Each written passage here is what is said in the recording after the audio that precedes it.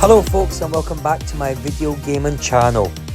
Today we're talking about the Sega Mega Drive and Genesis game Granada.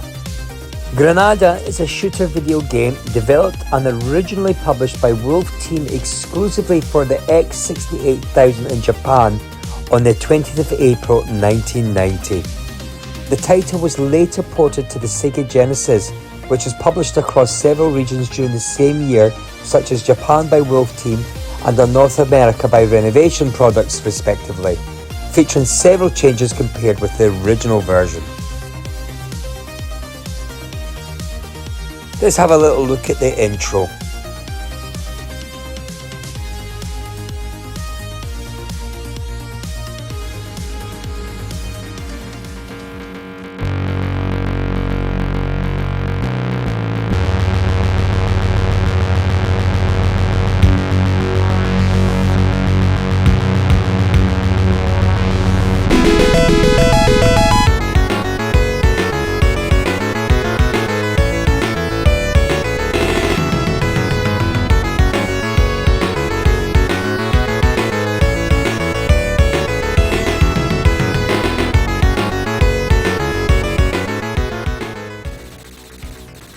So Granada is a multi-directional shooter game, similar to Thunder Force, where the player assumes the role of mercenary Leon Todo. Todo must take control of a sophisticated tank unit through 9 stages of varying themes set in Africa in order to complete a series of objectives as attempts to fight against the enemies and ultimately end the ongoing conflict in the region. Okay, so in the game you're situated in a large field full of enemies, obstacles and enemy generators that may be freely moved upon. The main goal of each level is to destroy each main enemy, signalised as red dots on the HUD located on the bottom right corner of the screen, with the last objective being a boss that must be fought at the end of the stage in order to progress further before the timer runs out. Players must also collect items scattered across the stage to increase their available arsenal. Controlling the tank is done with a directional pad which moves and rotates the unit across 16 directions, and players have 2 methods of attacking enemies and bosses. The main fire button unleashes rapid fire shots, while pressing both fire buttons at the same time activates a powerful energy shot capable of pushing the tank back with a recoil effect. Pressing the secondary fire button locks the tank's firing position, and players can strafe on any direction until the button is pressed again to unlock the firing position. The Sega Genesis uses a 3-button configuration instead of the original 2-button setup, assigning each action into the respective button. The tank will explode if it sustains too much enemy damage, with the players losing a life as a result, and once all lives are lost, the game is over. So let's have a little look at the game then.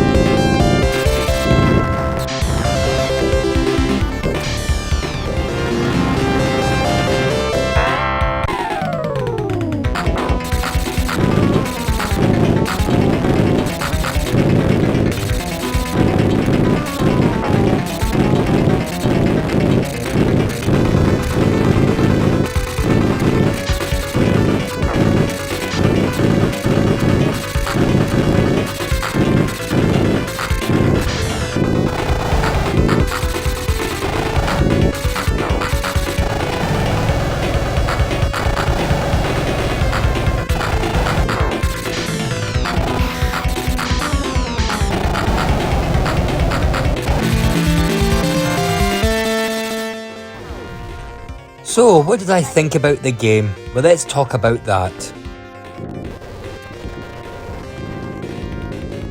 The 9 stages are either visually outstanding, contain well-constructed, non-linear environments, or both. I was quite impressed with stage 2 where you're fighting on top of a massive plane. I liked that level. I kinda wish Wolf Team would have injected the environments with a little bit more colour though, but that's just a minor complaint if I'll be honest with you.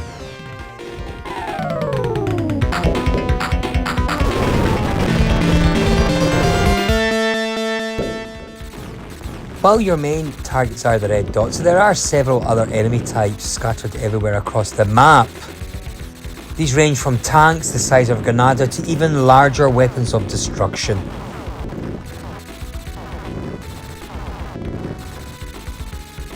Granada's quick movements, fast firing ability and the unseasoned enemy threat make for constant tension in this game. Around each corner is another skirmish with tanks and mines and homing missiles sailing towards you. It's all quite exciting really. And there's no slowdown either, even when there's collateral damage in every part of the screen. Now there is a timer clocking down, but unless you're completely lost you should be able to beat that boss within the time to spare. Now in most shooters bosses have one very obvious weak point.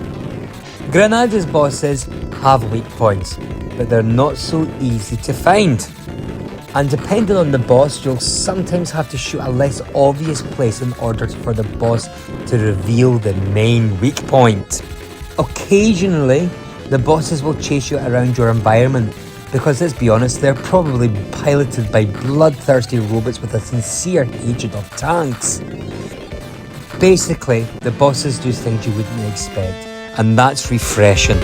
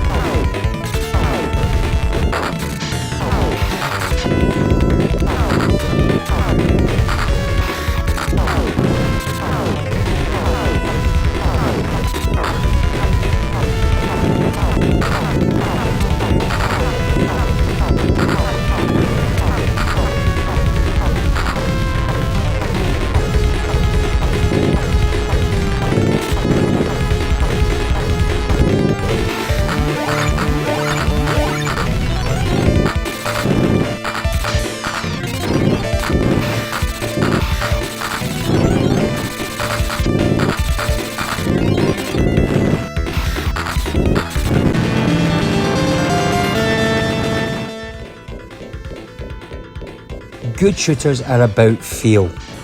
They draw you into themselves with little effort. Not because they're necessarily breaking new ground, but because the controls, the ship, the weapons, the stage design, the challenge, everything just flows together in a beautiful explosive soup. Granada has that feel. Is Granada the best shooter ever? Not even close. But it's a damn good one though, and worthy of a closer look.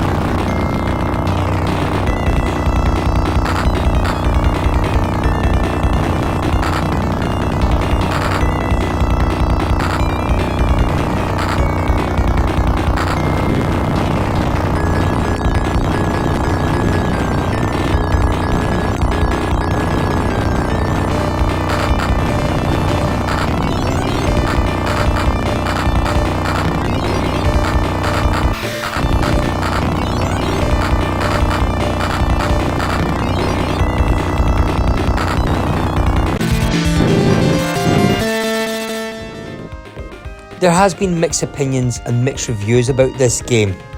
For me, I think this game is a totally underrated game.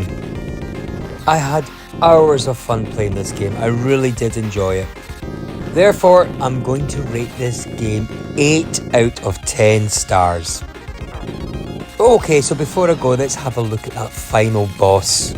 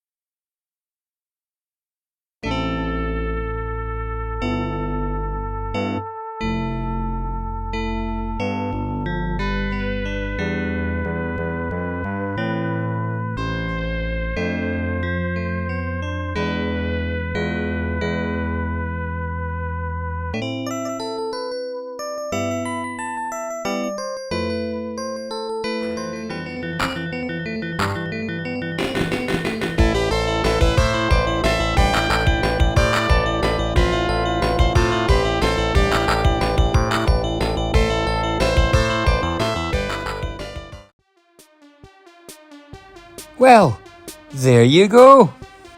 That was my review of Granada on the Sega Genesis and Mega Drive. If you liked this video, then please press like. You can also leave a comment. However, it would be absolutely brilliant if you would subscribe to my channel and join my gang. See you later, guys. Take care of yourselves. Bye bye.